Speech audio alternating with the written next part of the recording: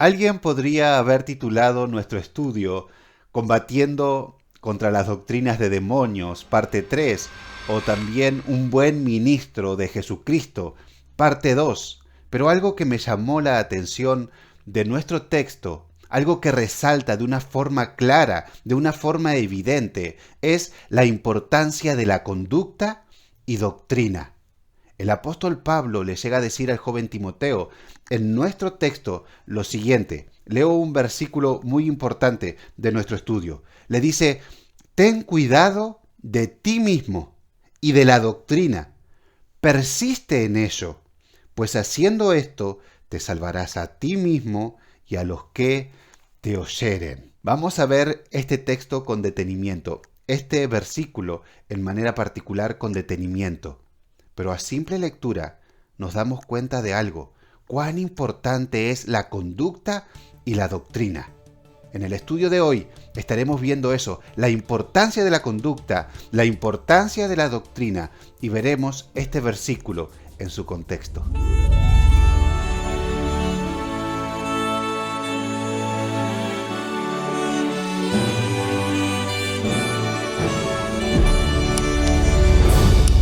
Hola a todos, espero que anden bien, que el Señor les bendiga. Vamos a empezar viendo hoy la importancia de la conducta. Hermanos, la conducta y la doctrina van de la mano, se apoyan una a la otra. Nuestro primer versículo que leeremos hoy, 1 Timoteo 4, versículo 12. Si Dios quiere, hoy estaremos terminando con este capítulo 4 de 1 Timoteo. Dice así el apóstol Pablo a un joven Timoteo, inspirado por el Espíritu Santo. Ninguno tenga en poco tu juventud, sino sé ejemplo de los creyentes, en palabra, conducta, amor, espíritu, fe y pureza. Hermanos, los falsos maestros querían legalizar con ciertas prohibiciones, con comer ciertos alimentos, no dejando que los hermanos se casen. Y el apóstol Pablo le dice, no, eso es doctrina de demonio. Pero sí, el joven Timoteo debía ver su propia vida, porque sí, hermanos, solo la fe salva, solo la fe en Jesucristo salva. Pero la fe no viene sola, sino que produce frutos, se evidencia en amor, en fe, en una buena conducta. Y el joven Timoteo debía ver esto. Ahora vimos hace unos miércoles que el apóstol Pablo le dice que él debía enseñar con autoridad. El versículo 11, anterior a este, dice, esto manda y enseña. Pero Timoteo tenía algo en contra para ser un maestro respetable en su época. Es que era joven. Por eso empieza el versículo 12 diciendo, ninguno tenga en poco tu juventud. Antes no se endiosaba como ahora la juventud. No, se respetaban mucho más las canas. El erudito pastor Milos nos dice algo respecto al contexto en que le escribe el apóstol Pablo. Dice, en el mundo de Pablo, una persona menor de 40 años se consideraba joven. Los mayores eran respetados por sus años y estos muchas veces menospreciaban a los jóvenes como si solo ellos supieran lo que debía hacerse en la vida. Posiblemente Timoteo tenía 35 a 38 años, de manera que para algunos en la iglesia en Éfeso, especialmente para quienes estaban influenciados por falsas doctrinas, lo despreciarían como maestro y sobre todo como relacionado directamente con Pablo y encargado por él de ordenar lo que no estaba correcto en la congregación. Es más, con toda posibilidad, los ancianos, líderes de la iglesia eran mayores que Timoteo, y tal vez algunos de ellos lo considerasen demasiado joven para un ministerio que requería autoridad. Pero este punto en contra, Timoteo debía revertirlo con su conducta. Fíjese nuevamente el versículo 12. Ninguno tenga en poco tu juventud, sino sé ejemplo de los creyentes. ¿Y cómo? En palabra. Un ministro y cualquier cristiano que profesa el Evangelio de Jesucristo debe ser un ejemplo con sus palabras, no un pesimista, no alguien que habla con ira, no alguien que habla obscenidades. Dice conducta, amor. Hermanos, el servicio a los hermanos y el servicio a Dios debe estar impulsado por un amor a Él.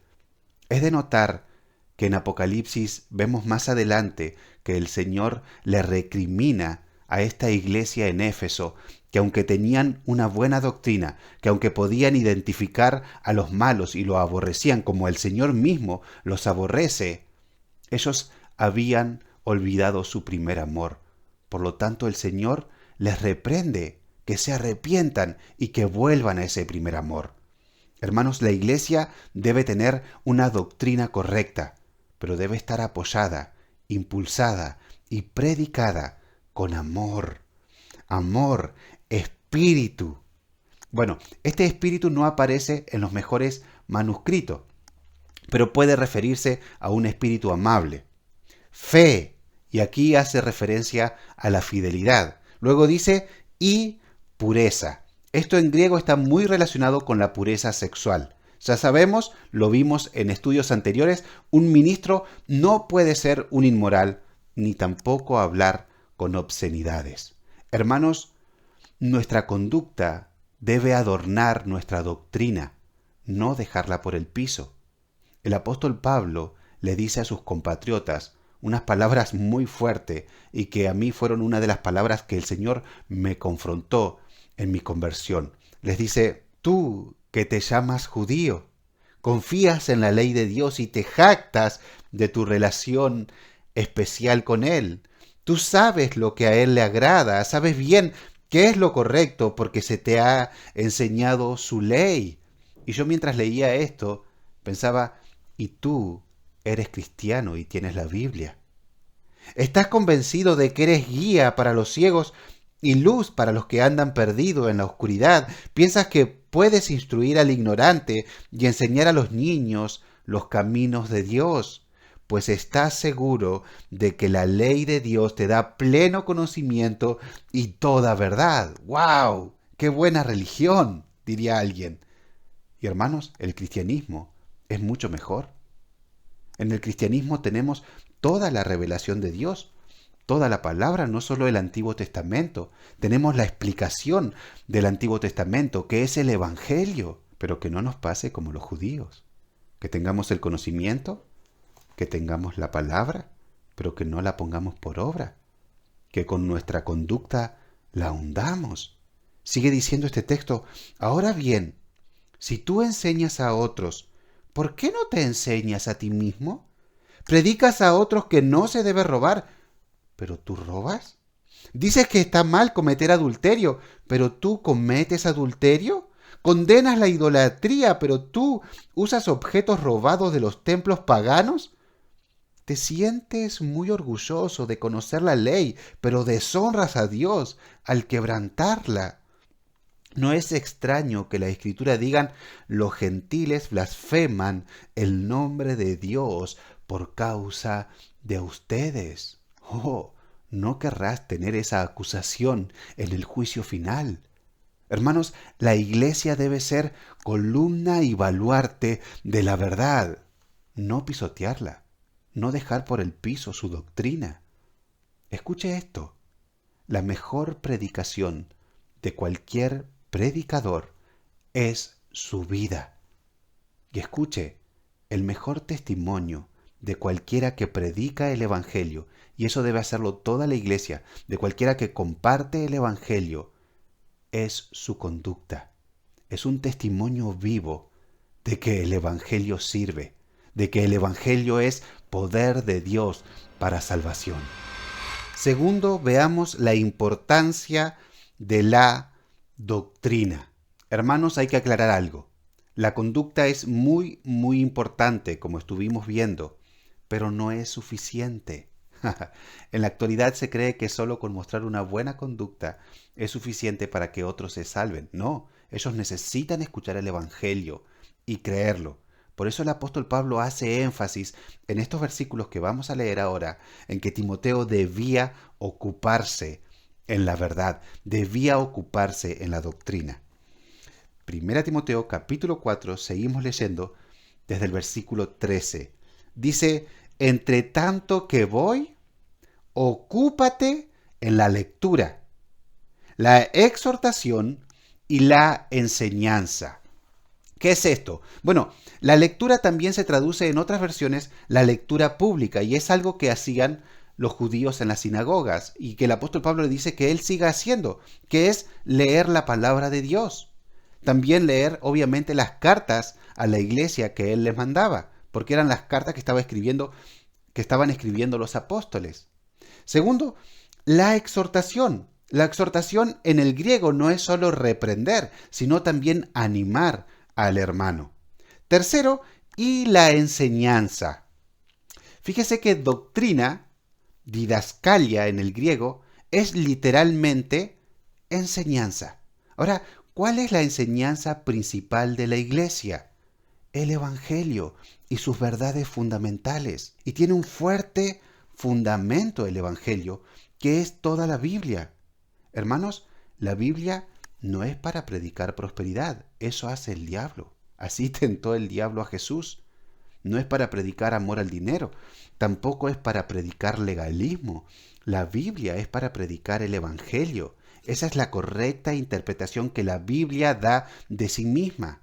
Siempre cuando hablo de doctrina, recuerdo a un pastor muy famoso de nuestros tiempos, que él decía que solo da mensajes de fe y no predica doctrina porque no quiere dividir. La doctrina divide, en eso tenía razón, pero ¿sabe de qué? Del falso hermano, del falso maestro, de las doctrinas de demonios. Pero la doctrina, el Evangelio de Jesucristo, sus verdades fundamentales, lo necesitamos porque es lo único que edifica y salva. Y dice el versículo 14, no descuides el don que hay en ti, que te fue dado mediante profecía con la imposición de las manos del presbiterio. Ahora, ¿qué es el don? Hace poco escuché un video en que Lionel Messi daba gracias a Dios por el don que le había dado de jugar bien al fútbol. Y la verdad que no hice nada, fue Dios quien me hizo jugar así, quien Fue Dios, vos decís, Dios me dio ese don. me dio ese don, obviamente, no tengo duda de eso. Está muy bien, aplaudimos que Lionel Messi le dé toda la gloria a Dios. Muy bien por eso. Pero si somos bíblicos, es un talento lo que tiene Messi y no un don. Un don es una capacidad sobrenatural con la que Dios dota a los cristianos, a aquellos que realmente se han arrepentido de sus pecados y puesto su fe en Jesús, para que así edifiquen al cuerpo de Cristo. Eso sería un don, una capacidad sobrenatural para edificar el cuerpo de Cristo. Y seguramente Timoteo tenía este don de enseñanza o don pastoral. Y no es que la iglesia, cuando le impuso las manos, le transmitió este don, sino que confirmó este don y ya lo puso a trabajar al servicio del Señor. Y dice el versículo 15, ocúpate en estas cosas, permanece en ellas, para que tu aprovechamiento sea manifiesto a todos. Me llama la atención la insistencia del Espíritu Santo en estos 3 versículos que acabamos de leer. Fíjese, ocúpate. Versículo 14, no descuides. Y en nuestro versículo nuevamente, ocúpate. Permanece en ellas. ¿Para qué? Para que tu aprovechamiento sea manifiesto a todos. Por los frutos los conoceréis. La iglesia también debía de juzgar si Timoteo era un verdadero ministro de Cristo. La iglesia también debía probar eso. En Timoteo se debía evidenciar que era un verdadero maestro. Y en este contexto, veamos nuestro último versículo. Tercero y último, la gran importancia de la conducta y doctrina. Leamos el último versículo de nuestro estudio que lo leímos ya de introducción. Primera Timoteo 4, 16. Este versículo subraya nuevamente la importancia de la conducta y doctrina y hace un resumen de nuestro estudio. Dice, ten cuidado de ti mismo y de la doctrina. Persiste en ello, pues haciendo esto te salvarás a ti mismo y a los que te oyeren. Y uno se pregunta, ¿cómo que te salvarás a ti mismo? ¿Es que Timoteo se podía salvar solo? No, hermanos. Esto tenemos que tenerlo bien claro. Por gracia sois salvos, por medio de la fe, y esto no es vuestro, sino que es don de Dios, no por obras, para que nadie se gloríe. La salvación es del Señor, es una obra que Él hace de principio a fin. Pero Timoteo, ¿cómo debía salvarse a sí mismo?